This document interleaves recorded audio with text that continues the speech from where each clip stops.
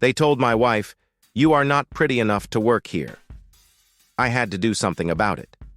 My beloved wife, Emma, decided to start looking for a job in retail, thinking it would be the perfect fit for her interests.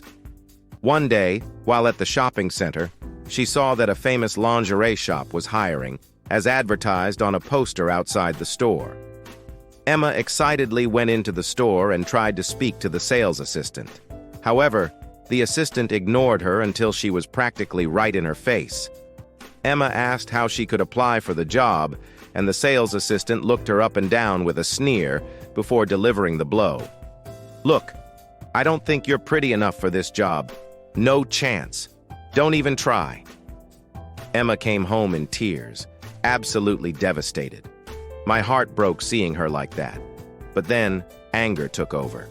Nobody, and I mean nobody, can treat my wife like that and get away with it. I decided I was going to teach that sales assistant a lesson she would never forget. Planning the perfect revenge. A few days later, I went to the same lingerie store, making sure that the same assistant was there and pretended to be an important customer. I dressed sharply, exuding an air of confidence and wealth.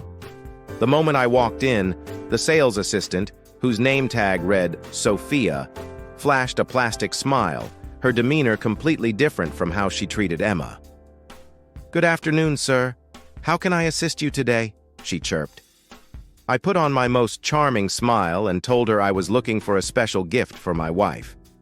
Sophia eagerly began showing me various items, her attitude a stark contrast to her earlier rudeness.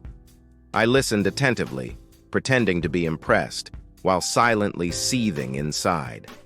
I asked her questions about the quality, the materials, and the best sellers, making sure to keep her occupied. The reveal. After about half an hour of browsing, I casually mentioned, "You know, my wife was here the other day. She was looking to apply for a job." Sophia's face momentarily flickered with recognition, but she quickly masked it. "Oh, really? How wonderful," she said, trying to maintain her professional facade. "Yes," I continued, "but she came home very upset. She told me someone here told her she wasn't pretty enough to work in this store." The color drained from Sophia's face. She stammered, "Oh, I'm not sure who would have said that. We have very high standards, you see." "High standards?" I echoed, raising an eyebrow.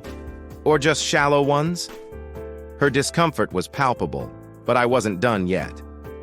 "You see, my wife is beautiful, both inside and out, and she certainly didn't deserve to be humiliated like that." Sophia's eyes darted around, looking for an escape. I leaned in slightly, lowering my voice. "I want to speak to your manager." Sweet justice. The manager, a well-dressed woman named Lisa, arrived promptly. I repeated the entire story, emphasizing the insult and the impact it had on my wife. Lisa's expression grew stern as she listened. "I am so sorry to hear about this," she said. "We do not condone such behavior. Sophia, could you step into my office, please?" Sophia's face turned beet red as she followed Lisa. I waited patiently, knowing that my revenge was already in motion. After a few minutes, Lisa returned and apologized profusely, offering Emma a sincere invitation to reapply. "We'll make sure she gets a fair and kind interview," Lisa promised. The aftermath. When I got home, I told Emma everything.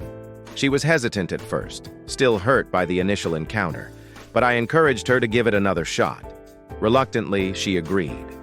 A week later, Emma went back to the store for her interview. This time, she was greeted warmly by Lisa and the other staff. Sophia was nowhere to be seen. Emma got the job, and I made sure to visit her often, always with a smile.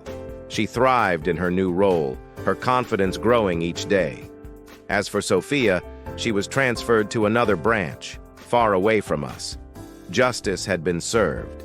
Emma and I often laugh about the incident now, grateful for the lesson learned and the strength gained from it. No one would ever make her feel unworthy again. and I would always be there to ensure of that.